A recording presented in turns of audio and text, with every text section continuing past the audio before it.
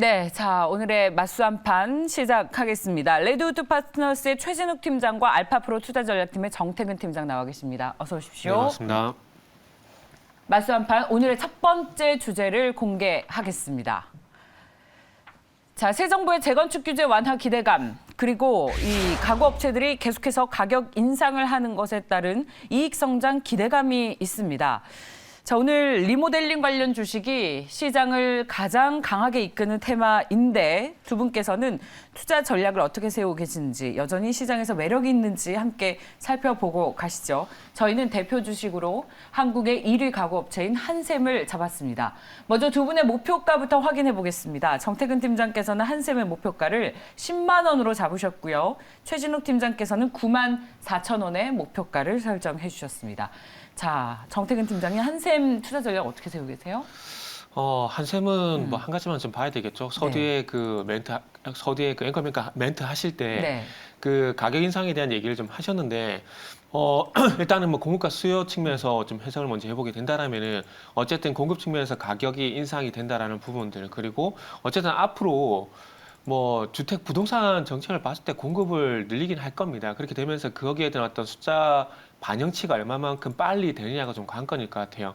일단 어쨌든 뭐 이 건설주든 또 중요한 어떤 그와 관련 리모델이라든지 인테리어 관련된 종목들 같은 경우에 잘 아시다시피 작년에 이미 기대감에 의한 상승 1차적으로 랠리가 나왔습니다. 그렇기 때문에 기대감에서 추가적인 상승을 계속 노리는 것은 좀 무리가 있다고 생각이 듭니다. 그렇기 때문에 이제 얼마만큼 정책을 빨리 실행을 하게 되면서 거기에 대한 부분들이 좀 반영이 돼 가는지가 여부가 좀 중요할 것 같아요. 그러기 위해서는 어쨌든 뭐 그런 정책이 나올 것이다가 아니라 구체적인 어떤 정책이 나올 때까지는 좀 시간이 필요한데, 어쨌든 뭐 다시 반등은 나올 가능성이 상당히 높고 관건은 뭐 속도라고 좀 생각을 하고 있는 상황입니다. 그래서 지금 어쨌든 텀이 좀 있을 수밖에 없다고 좀 말씀을 드리고 싶은 부분이, 예를 들게 되면 리오프닝 관련 종목들 같은 경우에도 잘 아시겠지만 2020년 말부터 어쨌든 리오프닝이 될 것이다 그런 기대감에서 계속 반등이 나왔었지만 제한적인 반등으로 끝이 났거든요. 그래서 실적으로 뭐 그 지금도 뭐 많이 개방이 되고 열리고 있는 상황이지만 그런 부분들이 쉽사리 지금 소위 말하는 매출과 연결되지 않는 부분들이 있기 때문에 상승 탄력이 조금은 그렇게 세게 나오지는 않고 있는 상황입니다. 그렇기 때문에 이런 사례를 참고해 봤을 때 뭐 건설주도 그렇고요. 그리고 그와 관련된 어떤 건자재라든지 리모델링이라든지 뭐 인테리어 관련 종목들도 마찬가지로 기대감은 분명히 있지만 이 기대감을 이제 또 불태워줄 만한 어떤 추가적인 모멘텀이 나와야 되는데, 그런 부분들이 이제 진짜 구체적인 어떤 정책이라든지 그리고 이를 뒷받침할 수 있는 매출이 시간차를 두고 반영이 될 건데, 그 시간차를 빨리 좁히는 게 저는 관건이라고 생각을 하고 있습니다. 정부의 새 정책 기대감 그리고 가격 인상과 같은 호재 정도로는 불충분합니까? 불충분하다는 게 아니고요. 그러니까 지금 말씀을 하시고 있는 그 모멘텀들이, 그러니까 실질적인 어떤 반영이 돼야 하지 않습니까? 그러니까 기대감에서 숫자로 연결이 돼야 되는데, 기대감 숫자로 연결되기 위해서는 그 중요한 것은 정책이 구체적으로 어떻게 가이드라인이 잡히는지 이런 부분이 나와야 되지 않겠어요? 그러면서 가이드라인이 잡히게 되면서 그 가이드라인에 뒷받침되는 것이 결국 매출인데, 이렇게 단계별로 봤을 때 이 단계를 얼마만큼 빨리 좁히느냐가 제가 볼 땐 관건이라는 거죠. 그래서 이 인테리어 관련된 종목들이 못 간다는 것이 아니라 갑니다. 가는데 중요한 건 방금 말씀드린 이 단계를 얼마만큼 좁히느냐, 이게 관건인데, 이게 좁혀지게 된다라면 상승 탄력이 가파르게 나오겠지만 이게 조금 시간이 걸리게 된다라면 어쩔 수 없이 조금 완만하게 시간이 걸 수밖에 없는 그런 상승이 나온다라고 좀 보시면 될 것 같아요. 그래서 결국에는 이게 맞을 것 같습니다. 결국 시간이 문제다. 요게 이 말이 좀 맞는 것 같네요. 자, 오늘 인테리어 관련 주식을 함께 좀 보시죠. 자, 저희 차트를 좀 보여주시면 좋겠는데요. 오하임 INT가 플러스 7%, 현대리바트, NX, 이건산업, 대림비엔코, 이건홀딩스, 키림, 한샘, 시공테크, 벽산 이런 종목군들이 1에서 7%의 강세를 나타내고 있습니다. 리모델링 관련 주식 스톡이 있으면 좀 함께 보여주실 수 있을까요? 네, 피디님. 네, 오늘 리모델링 관련 주식이 주식시장을 가장 강하게 이끌고 있습니다. 자, 그러면 이번에는 최진욱 팀장께 여쭤볼게요. 이렇게 한샘이 1년 사이에 5번에서 6차례 가격 인상을 할 수 있었던 이유는 뭡니까? 우선 이제 뭐 팀장님 말씀에도 저도 어느 정도 공감은 하고 있고요. 이제 뭐 윤석열 당선인이 이제 그 당선 선언이 되면서 그때부터 이제 건설주들이 장초반 조금씩 많이 움직이기 시작했습니다. 이제 그 뒤로 뭐 인테리어나 이제 건자재 관련주들이 조금씩 소폭씩 움직여주고 있었는데 우선 한생 같은 경우는 잘 아시다시피 이제 부엌 가구나 이런 시장에서 점유율을 1위를 하고 있는 그런 업체입니다.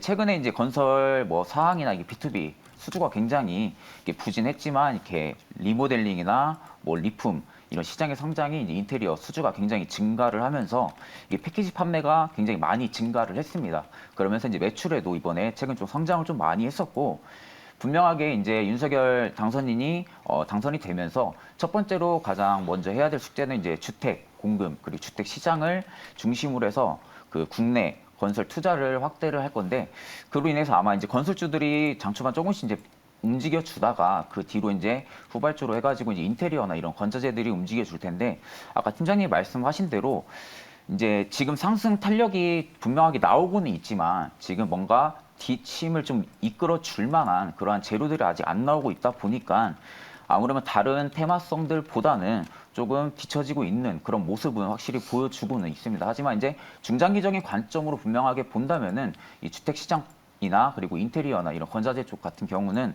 분명하게 우상향을 꾸준하게 해줄 그런 섹터들이기 때문에 중장기적인 관점으로는 분명하게 좋다라고 볼 수는 있지만 단기적인 차트적인 관점으로 본다면은 분명하게 좀 저항을 굉장히 많이 막고 좀 횡보를 좀 많이 하는 그런 그림도 나올 것으로 보여집니다. 두 분은 건자재 주식에 대해서 기대감을 높게 가져가시지 않는군요. 네. 기대감이 안 높다라기보다는 좀 빨리 좀 갔으면 좋겠는데 지금 그렇죠. 여러 가지로 신경 쓰이는 부분들이 많잖아요. 맞아. 그렇군요. 그 종목에 대한 부분 영향을 주는 것들이 세 가지가 있죠. 잘 아시겠지만 시장 그리고 그 종목이 속한 업황 그리고 종목 각계 이슈 이런 부분들인데 지금 오늘 상승 출발하고 난 다음에 결국 이 상승폭을 다 깎아먹는 건 시장에 대한 영향을 받고 있다는 얘기거든요. 그러니까 어쨌든 이 건자재라든지 이 건설주가 안정적으로 좀 탄력적으로 가기 위해서는 어쨌든 지금 증시가 좀 받쳐줘야 된다는 얘기인데 지금 전반적으로 증시가 좀 받쳐주지 못하다 보니까 좀 상승폭이 계속 둔화가 되는 부분들이 나타나고 있습니다. 근데 이런 그 시장을 어쨌든 뚫기 위해서는 종목 자체만의 어떤 강력한 모멘텀이 있어야 되는데, 그러니까 어찌 보면 아직 당선인 신분이기 때문에 무슨 정책 구체적으로 제시하기는 쉽지 않겠지만 그럼에도 불구하고 진짜 어디 지역에 어떤 곳에 몇 채를 짓겠다, 그걸 언제 실행하겠다 이런 식으로 강력한 모멘텀이 있다라면 이게 증시의 어떤 지금 현상을 뚫고 갈 수 있는 모멘텀이 될 수 있겠지만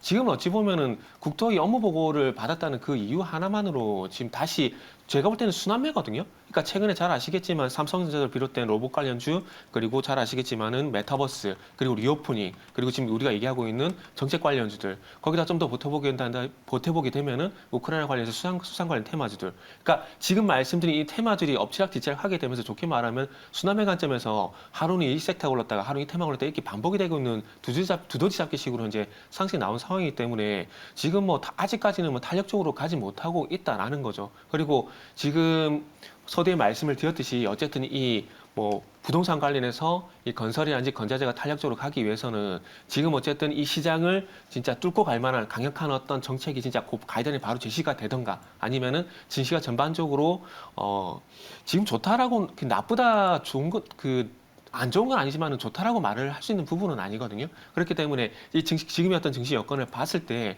조금은 이 시장이 발목을 잡는 부분들이 있기 때문에 그 탄력도 측면에서는 지금 좀 아쉽다라고, 그러니까 못 간다가 아니라 아쉽다라고 아쉬운 상황이 좀 연출이 되고 있다고 봐야 될 것 같습니다. 지금 실내로 뭐 리오프닝 같은 경우도 카지노 관련주들 탄력적으로 올라가다가 지금 추가 상승 제한되고 있는 부분들이 분명히 좀 있거든요. 근데 요것도 잘 아시겠지만은 시장의 영향을 좀 받고 있다라는 부분들이고, 그 리오프닝 이런 부분 중국에서 뭐 코로나가 계속 발생되다 보니까 그런 부분들에 대해서 계속 발목이 잡히고는 상황이라 봐야 될 것 같습니다. 그래서 이 발목이 잡히고는 상황을 타개하기 위한, 그러니까 종목 자체만의 강력한 이런 부분들이 없기 때문에 좀 지체가 되고 있다라고 보시면 될 것 같습니다. 안 좋게 본다라는 것이 아니라 현재 발목이 잡혀서 지체가 되고 있다, 이렇게 좀 말씀드려야 될 것 같네요. 두 분께 건자재 관련주 탑픽을 여쭤봤습니다. 건자재 관련 주식 중에 어떤 종목이 가장 좋을 것 같습니까? 자, 저희 정태근 팀장께서는 LX하우시스, 그리고 최진욱 팀장께서는 이건산업을 꼽아주셨습니다. 두 분께서는 건자재 관련주가 잘 갔으면 좋겠지만 살펴봐야 할 뭐랄까요? 그 산들이 좀 남아 있다. 네. 그러면 건자재 관련주 사실 탑픽을 꼽는 것도 쉽진 않으셨겠어요. 그렇죠. 전반적으로 시장을 봤을 때 건자재주에 투자하라고 굳이 뭐랄까요? 권유는 안 하시는 그런 투자 의견이십니까?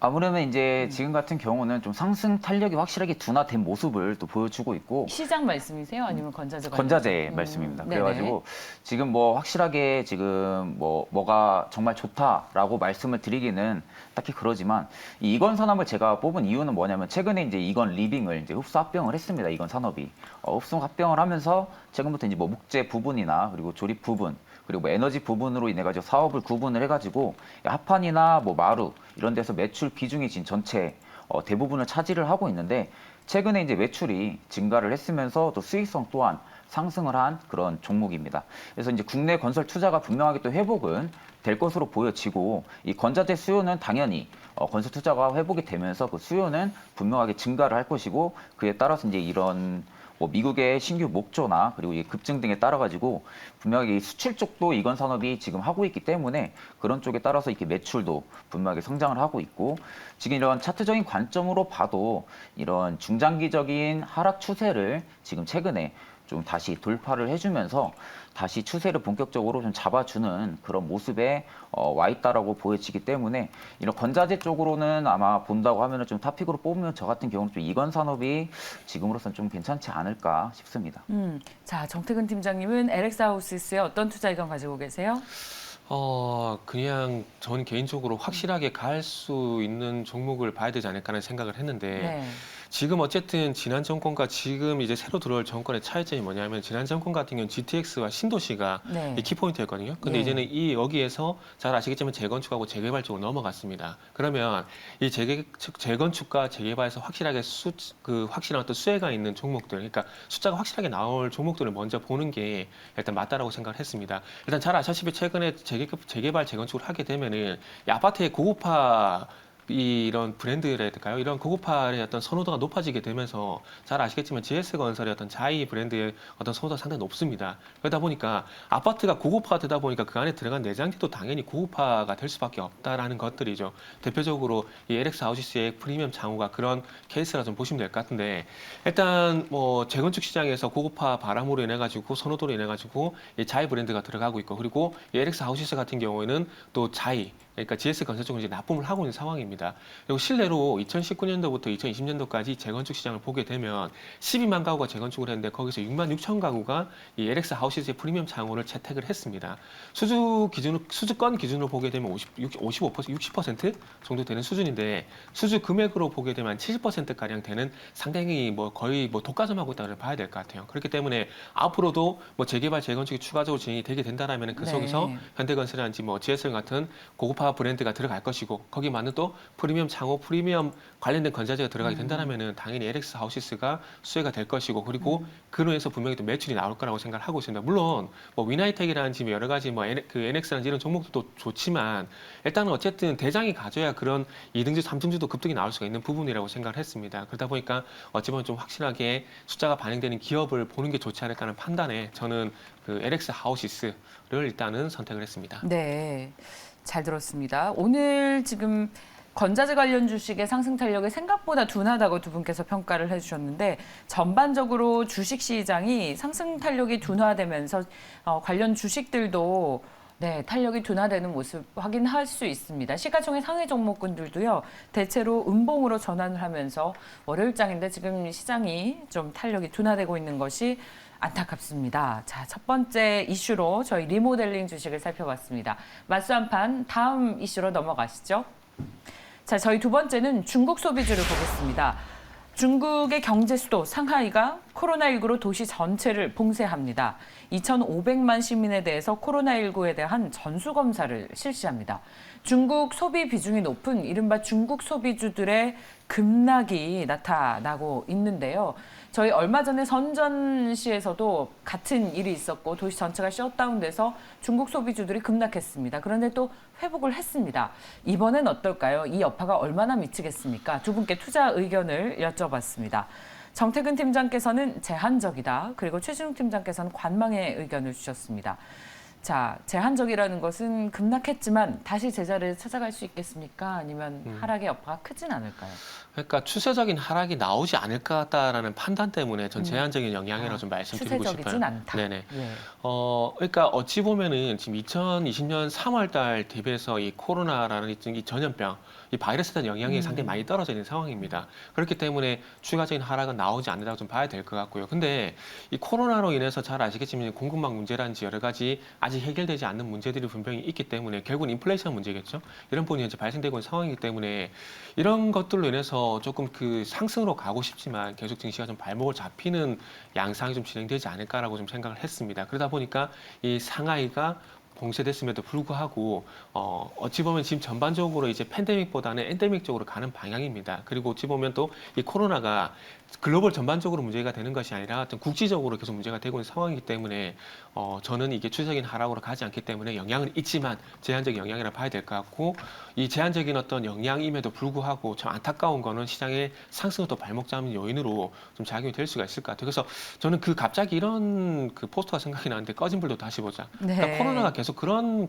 개념인 것 같아요. 그래서 그런 개념적인 측면에서 계속 증시의 발목을 잡는 요인들이고 그리고 가장 중요한 것은 지금 시장이 상승으로 가기 어떤 확신이라든지 모멘텀이 없다라는 게 제가 볼 땐 가장 큰 문제인 것 같습니다. 그래서 시장이 어떤 상승을 갈 만한 강력한 모멘텀이 없다 보니까 지금 어찌 보면 이게 꺼진 불이라기보다는 그 지금 현재 꺼지지 않은 불이라고 봐야 되겠죠. 그래서 이런 부분을 통해서 코로나라든지 그리고 또 연준의 통화 정책이라든지 이런 부분들이 완화가 되고 있고 해소가 되고 있음에도 불구하고 증시에 계속 발목 잡는 요인이 되지 않을까라고 생각하고 있습니다. 그래서 좀 전에 말씀드렸듯이 어쨌든 이 시장의 강력한 모멘텀이 나타나기 전까지는 시장에 조금 확신이 없을 것 같아요. 그래서 계속 긴가민가 좋은 이슈가 나올 때는 상승으로 갔다가 또 안 좋은 뉴스 나게 되면은 또 시장이 또 하락으로 전환됐다가 이런 소위 말하는 답보 상태.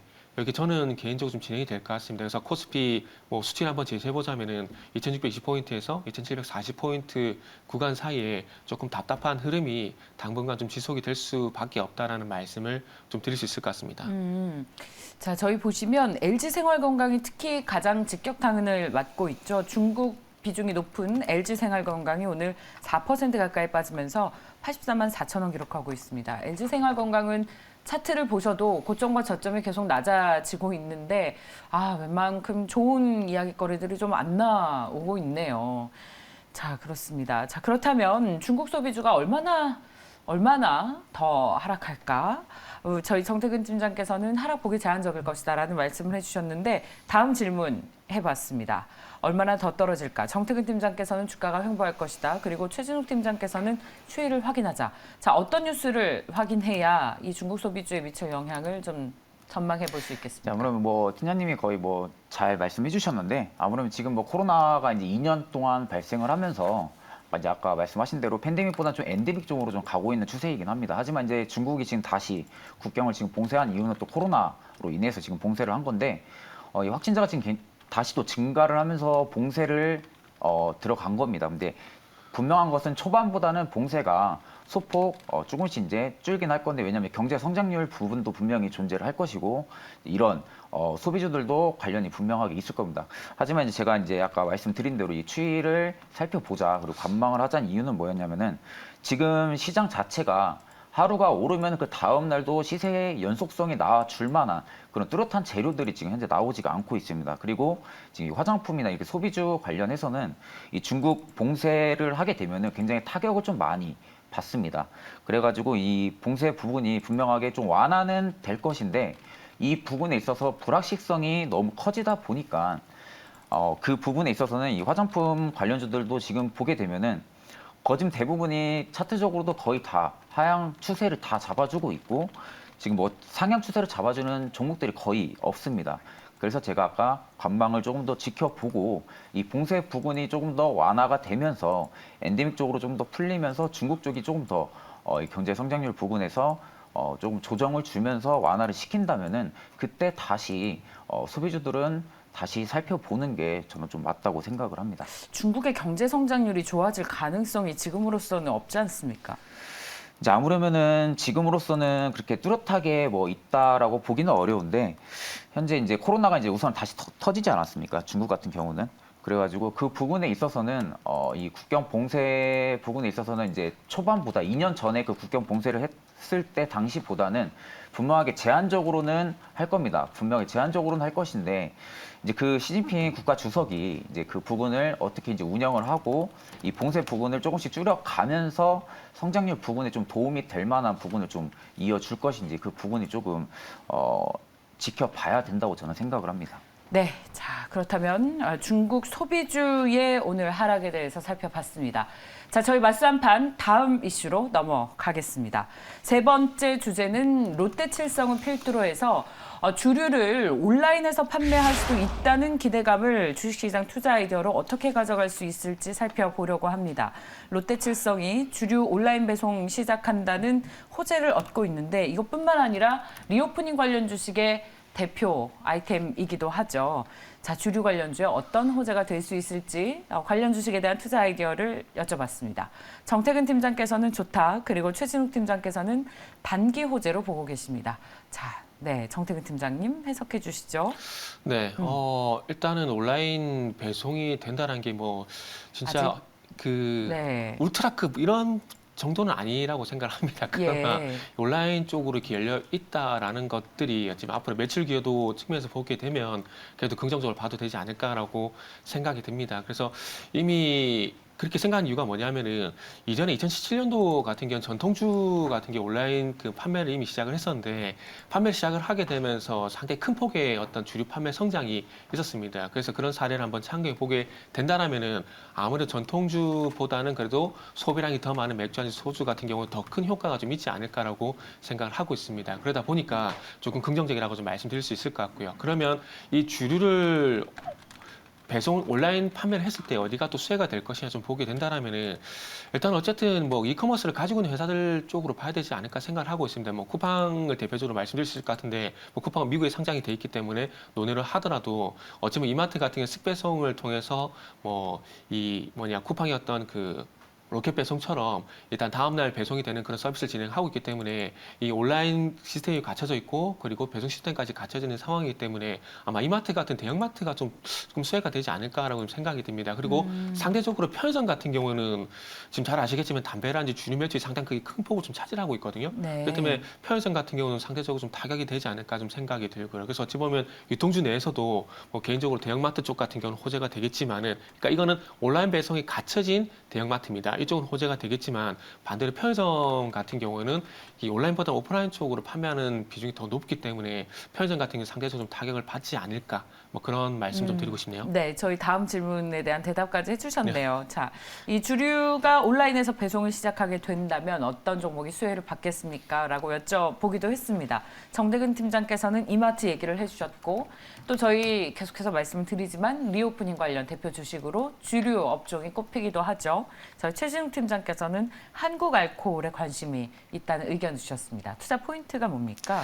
이제 한국 알코올을 제가 뭐 뽑은 이유는 최근에 이제 매출도 분명히 좀 성장을 해줬고 이제 주류 관련해가지고 이제 배송을 시작을 한다고 하면은 분명하게 아까 말씀해주신 대로 뭐 쿠팡이나 이런 배송 관련주들도 분명하게 수혜는 단기적으로 존재는 할 겁니다. 하지만 이제 이런 지적적인 수혜를 볼 수 있는 것은 제가 보기엔 좀 주류 쪽이 관련이라고 보지만 한국 알코올과 제가 이제 풍국 주정 둘 중에 좀 고민을 좀 많이 했었는데 한국 알코올을 뽑은 이유는 뭐냐 이제 우선은 이 주정이나 이 에탄올 관련해가지고 이 판매를 목적으로 해가지고 이분이 좀 설립을 한 기업이라고 생각을 하시면 되는데 지금 현재 부동산업도 같이 좀 영위를 하고 있는 종속 기업입니다. 최근에는 이제 뭐 정제 주정이나 이런 대한 주정 판매 등에서 공급을 현재 하고 있고 뭐 초산 에틸이나 이런 초산 부틸 그리고 이제 에탄올 관련해가지고 지금 모든 판매 대리점에 지금 유통을 하고 있는 그런 기업입니다. 해가지고 지금 매출 성장을 꾸준하게 지금 계속 해주고 있고 지금 코로나19가 장기화가 되고 있는데도 지금 이 주류 관련해서는 매출이 조금씩 늘고 있다는 점에 있어서는 분명하게 좀 한국 알코올 같은 경우가 좀 주류 관련해서는 분명하게 좀 무겁게 움직이는 감은 있습니다. 무겁게 움직이는 감은 있는데 최근에 다시 바닥을 좀 잡아주고 나서 추세를 다시 좀 잡아줬다는 부분에 있어서 그리고 최근에 다시 거래량이 좀 많이 들어와줬다. 그 부분에 있어서는 이 주류 관련해서는 좀 한국 알코올이 아무래도 좀 단기적으로 좀 주류 배송을 해가지고 호재를 좀 보지 않을까 하는 생각을 좀 보고 있습니다. 네, 자 그렇다면 오늘 주류 관련 주식까지 들어봤습니다. 코스피와 코스닥 양시장이 오늘 월요일인데 아주 힘이 좋지는 않네요. 종목별로도 좀 탄력이 둔화되는 흐름이 나오고 있는데 그중에 대표 주식으로 리모델링 그리고 중국 소비주 마지막으로 주류 관련 주식까지 살펴봤습니다. 오늘의 맞수 한판 알파프로 투자전략팀의 정태근 팀장과 레드우드 파트너스의 최진욱 팀장 함께했습니다. 말씀 고맙습니다. 네, 감사합니다. 감사합니다.